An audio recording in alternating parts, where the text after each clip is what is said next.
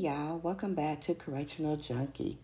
I'm your host, Nurse B, and today, this is episode 36. We're talking about something we don't talk about enough behind those walls: connection. See, corrections teaches us how to be guarded, how to stay alert, how to not trust too easily. But what nobody tells you is isolation slowly breaks you down. This episode is called Safe Circles, Healing Through Connection, because real strength doesn't come from being tough. It comes from being supported. So there's a myth of toughness. In corrections, we're taught that vulnerability equals weakness, right? You don't cry, you don't complain, and you sure don't ask for help. But that's a lie. That's destroying too many good people. And the truth is, your nervous system isn't built to handle constant trauma alone. It needs connection, safe connection. Humans regulate stress through relationships. Isolation increases burnout, depression, and detachment. Emotional armor protects, but over time, it also suffocates. Who can you talk to when you have had a bad shift? And if you answer no, one, it's time to build your circle. This is why Correctional Junkie was created, as a safe space as well. If you have a story you want to share, no one has to know it's you, but someone else may be going through what you experienced.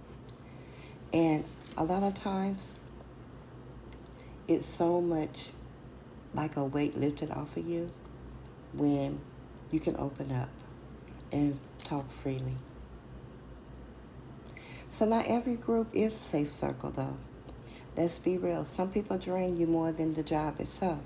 So I want you to keep in mind that a safe circle is made of people who can hold space for truth without judgment or gossip.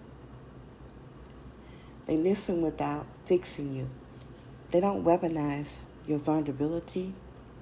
They check on you, even when you say you're fine. They remind you who you are when you forget. Your safe circle might be one person, not a crowd. It could be a fellow nurse, a chaplain, a co-worker, or even a therapist. The goal isn't numbers, you guys. It's safety. Here's the hard part, though. Many of us stopped trusting a long time ago. I know, I did. The backstabbing, the politics, the trauma, it teaches you to stay silent. But silence keeps wounds infected. Connection is what cleans them. So how do we rebuild, right? We start with small steps. Start small. Share one honest thing with someone who's earned it. Be consistent. Reliability builds trust faster than words.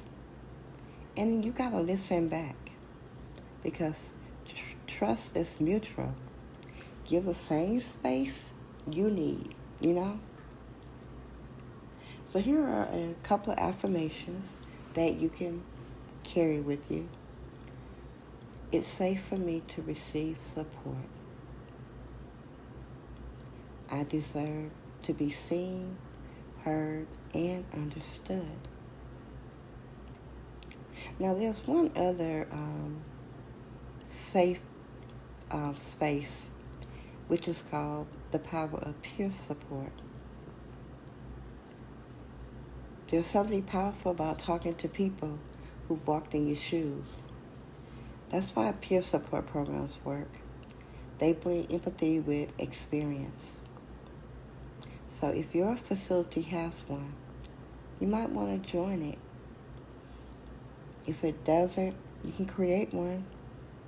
Even a monthly check-in. Circle can save lives. They have talking points like they help you reduce PTSD symptoms.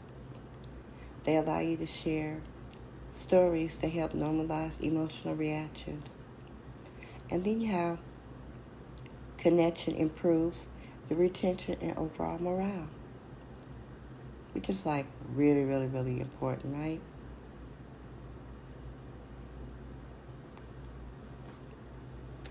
I remember once sitting in my car after a rough night, just staring at the steering wheel, numb. Then my coworker texted me 3 words. "You good, sis?" That small moment broke the wall I was building around myself. That's the power of connection. It doesn't always look big. Sometimes it's just someone reminding you that you're not invisible. So I want you to write these 2 questions down in your journal. The first question is, who in your circle makes you feel seen? Who in your circle makes you feel seen? And the second question, who drains your peace? And do they need distance or boundaries? Who drains your peace? And do they need distance or boundaries? Safe circles are how we survive the system without losing ourselves. Healing doesn't happen in isolation. It happens when we let someone else sit with us in the dark. If no one told you lately, you don't have to carry it alone. There are people who will understand, and it's okay to reach out. This is Correctional Junkie with Nurse B, reminding you to protect your peace, protect your purpose. Lean into your safe circles.